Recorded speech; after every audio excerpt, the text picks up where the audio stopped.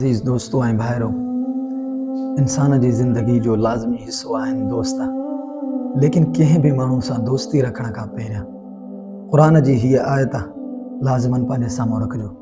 अल्लाह रब्बुल आलमीन फरमायो त क़यामत जे ॾींहुं जॾहिं मुजरिम इंसान ईंदो ऐं पंहिंजे गुनाहनि जे सबबु फासंदो, पोइ चवंदो त या लईतनी लम अत्तखिज़ फुलानन खलीला, काश जे अगरि मां हिन माण्हू खे पंहिंजो दोस्त न बणायां हा, लक़द अज़ल्लनी अनि ज़िक्रि बअद इज़ जाअनी, हिन माण्हू त मूंखे अल्लाह रब्बुल आलमीन खां परे करे छॾियो, हिन माण्हू त मूंखे अल्लाह रब्बुल आलमीन जी इबादत खां गाफ़िल करे छॾियो।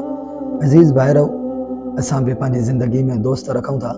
असां ॾिसूं त किथे असांजी ज़िंदगी में अहिड़ा दोस्त त कोन्हनि जेके असांखे अल्लाह रब्बुल आलमीन खां परे कनि, अल्लाह रब्बुल आलमीन जी इबादत खां परे कनि, जेके असांजे बुराई में वञण जो सबबु बणजनि। तव्हांखे ख़बर आहे अज़ीज़ भाइरो, सही बुखारी में रसूलुल्लाह सल्लल्लाहु अलैहि वसल्लम दोस्ती जे हवाले सां हिकिड़ी ख़ूबसूरत मिसाल ज़िक्र कई। नबी अलैहिस्सलातु वस्सलाम फरमायो, मसलुल जलीस सालिह वल जलीस सू फहामिलुल मिस्की व नाफ़िखिल कीर। रसूलुल्लाह सल्लल्लाहु अलैहि वसल्लम फरमायो त नेक माण्हू सां दोस्ती ऐं बुरे माण्हू सां दोस्ती जी मिसाल अथव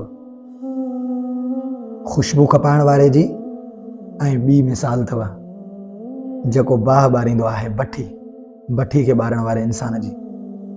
नबी अलैहिस्सलातु वस्सलाम फरमायो, फहामिलुल मिस्क इम्मा अन युहज़ियक व इम्मा अन तबताअ मिन्हु व इम्मा अन तजिद मिन्हु रीहन तय्यबतन।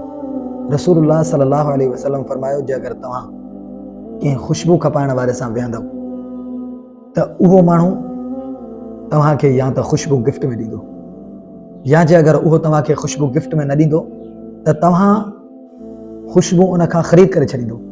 जे अगरि इहे ॿई सूरतूं नथियूं थियनि त टीं सूरत में तव्हां उन ख़ुशबू वारे वटि वेहंदव जेॾी महिल त तव्हां उन खां ख़ुशबू महसूसु कंदव। इहा मिसाल आहे नेक माण्हू जी।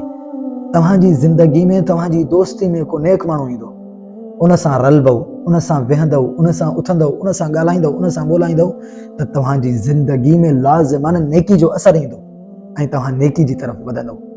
ऐं ॿी मिसाल रसूलुल्लाह सल्लल्लाहु अलैहि वसल्लम ॾिनी बुरे दोस्त जी।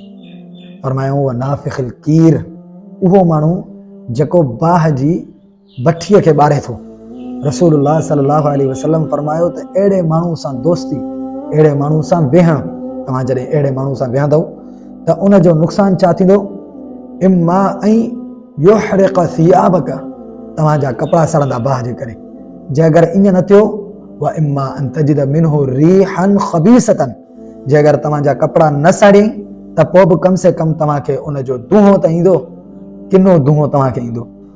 बुरे इंसान जी सोबत ईअं आहे, बुरे माण्हू सां वेहंदव लाज़िमन बुराई जी आदत लॻंदव। जे अगरि बुराई जी आदत न लॻव त कम से कम तव्हांखे बुराई जी मोहबत दिलि में वेही वेंदी। इन जे करे अज़ीज़ भाइरो, पंहिंजी ज़िंदगी में इंतिखाब कंहिं सुठे दोस्त जो कयो, कंहिं नेक दोस्त जो कयो जेको कम से कम तव्हांखे अल्लाह रब्बुल आलमीन जे वेझो करे, परे न करे। अल्लाह रब्बुल आलमीन अमल जी तौफ़ीक़ अता फरमाए।